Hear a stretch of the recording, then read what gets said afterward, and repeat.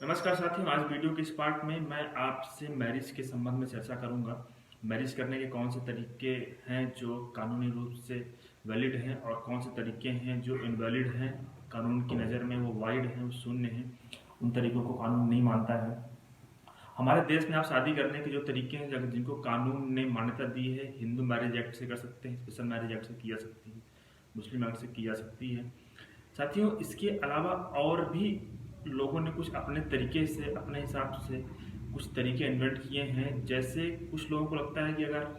जो शादी करना चाहते हैं लड़के और लड़की, अगर वो नोटरी के पास जाते हैं और एग्रीमेंट बना के नोटराइज करा लेते हैं तो वो शादी उनकी वैलिड मानी जाएगी। इसी तरह से कुछ लोगों ने तलाक का भी ये तरीका निकाला है कि अगर उन्हें तलाक लेना है तो वो नोटरी के पास जाएंगे और एक एग्रीमेंट कर लेंगे आपस में, और एक प्रकार से उन्हें ऐसा लगता है कि हमने एक प्रकार से हमने डिवोर्स ले लिया है और अब हमें कोर्ट जाने की ज़रूरत नहीं है, ना तो हमें किसी एक्ट को फॉलो करने की ज़रूरत है। तो साथियों, कुछ एक ऐसा ही केस आया इंदौर हाई कोर्ट में, मध्य प्रदेश की जो खंडपीठ है इंदौर में, वहाँ पे एक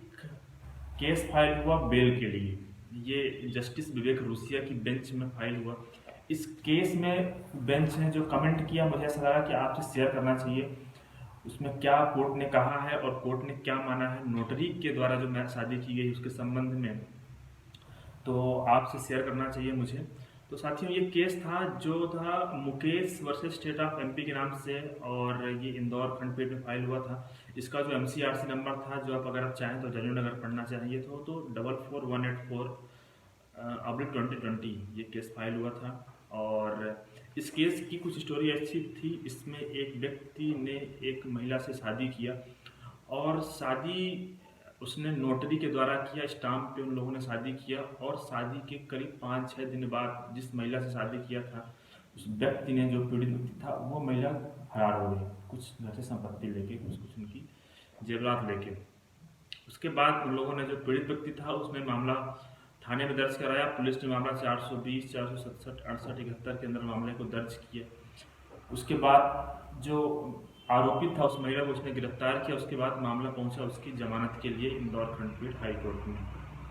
साथियों, उसके बाद जज ने इस पे जो कमेंट किया, बेंच ने इस पे जो कमेंट किया कि नोटरी के द्वारा जो भी शादी की जा रही है वह पूरी तरह से अवैध है।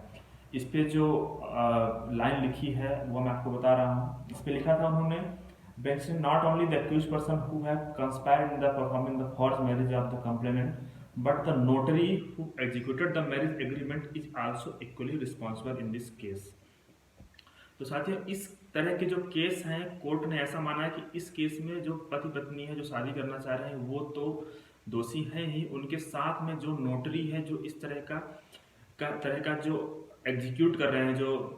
इस तरह के एग्रीमेंट को एग्जीक्यूट कर रहे हैं, चाहे वो मैरिज एग्रीमेंट हो या डिवोर्स एग्रीमेंट हो, अगर वो नोटराइज कर रहे हैं इस तरह के डॉक्यूमेंट को और उसको परफॉर्म कर रहे हैं, ऐसा दिखा रहे हैं कि इस तरह की शादी वैलिड है, तो इस तरह के मामले में वो भी दोषी पाए जाएंगे। इस तरह के मामले में कोर्ट ने मध्य प्रदेश के लॉ डिपार्टमेंट को भी नोटिस भेजा है और उनसे बोला है कि आप इस मामले में एक जल्द ही ऐसा कोई कानून, ऐसा कोई नोटिस जारी करिए, नोटिफाइड करिए पब्लिक को कि इस तरह की शादी पूरी तरह से अवैध है और अगर इस तरह की शादी कोई की जाती है तो उसकी कोई लीगल वैलिडिटी नहीं है। इस तरह की शादी करने के बाद कोई दंपत्ति अगर कोर्ट में चाहे, अगर वो फिर किसी भी तरह से लीगल एक्शन लेना चाहता है जो कानूनी रूप से मैरिज के बाद होता है, जैसे अगर सेक्शन 9 का केस फाइल करना है या फिर डिवोर्स का केस फाइल करना है या फिर कंपनसेशन के लिए जो महिला केस फाइल करती है अपने पति से, उसके हर महीना जो मेंटेनेंस चाहिए, जो इस तरह के जो लीगल राइट्स दिए गए हैं मैरिज के बाद, वो नोटरी के द्वारा की गई मैरिज के बाद आपको किसी तरह से राइट्स नहीं मिलेंगे और इस तरह से की गई शादी पूरी तरह से वाइड होती है। तो साथियों, अगर आप इस जजमेंट को पढ़ना चाहते हैं तो मैं अपने लिंक में इस जजमेंट को भी ऐड कर दूंगा, वहां से आप जजमेंट की इस कॉपी को आप देख सकते हैं और समझ सकते हैं कि कोर्ट ने इसमें क्या क्या कमेंट किया है इस तरह की नोटरी के द्वारा की गई शादी के बारे में। साथियों, आपके और भी कुछ अगर सवाल हैं इस तरह की शादी के संबंध में तो आप मुझे कमेंट कर सकते हैं या फिर आप मुझे व्हाट्सएप के द्वारा भी सवाल कर सकते हैं और पूछ सकते हैं। धन्यवाद साथियों।